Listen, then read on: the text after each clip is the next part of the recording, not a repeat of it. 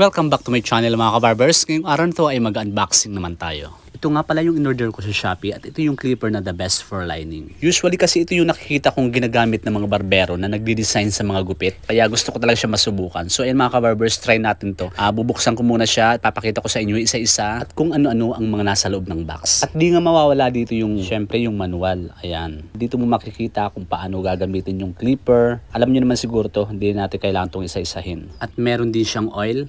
Ayan, malit lang. At ang next naman ay itong battery. Ayan.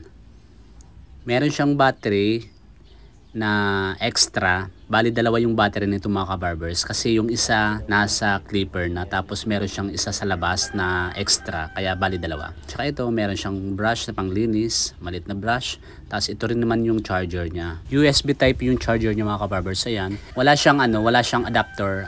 Kahit saan, kahit yung pang cellphone adapter pwede naman gamitin yun. So ayan, yun lang naman yung laman niya. Tapos ito na yung clipper niya. Ayan. Mabigat siya mga kabarbers ha. Ayan, napaka-cute niya. Ano siya? Bakal. Bakal siya lahat, pati yung body niya. Ayan, bakal yan. Tapos napakaliit.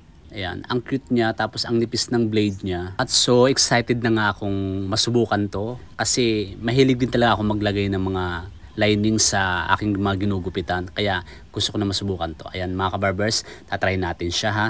Medyo mabigat-bigat talaga tong clipper na to. Pero ayan, nakikita nyo, napaka-cute, diba? Ayan o. Kasyang-kasya sa palad ko. Ganyan lang.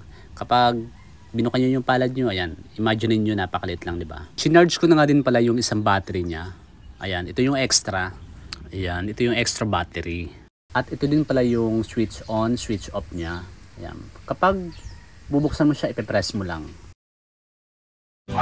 Ayan. Kapag i-off mo siya, long press lang, ayan, naka-off na siya. Ganun lang.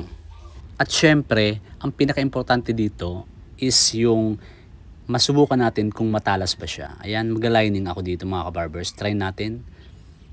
Ayan, napakatalas siya mga kabarbers. Sa totoo lang. Pero sana tumagal talaga to. Kasi first time ko lang din umorder neto. Nakikita ko lang kasi siya lagi sa mga nagugupit na ito yung ginagamit nila na pang lining. Kaya sabi ko gusto ko masubukan. Napakanipis ng blade niya. Ayan. Matalas siya mga kabarbers, pero sana tumagal talaga siya. So ayan, ang masasabi ko lang, matalas siya. Maganda siya gamitin, smooth. Pero sana talaga tumagal. Tapos yung battery niya is yun, hindi ko pa nasusubukan kung ilang oras ba. Sana matagal malowbat.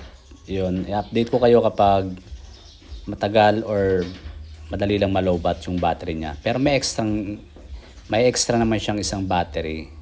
Kaya okay naman yun. Kapag nalobat, yung isa charge tapos palit naman ng isa. Ganun lang naman yun.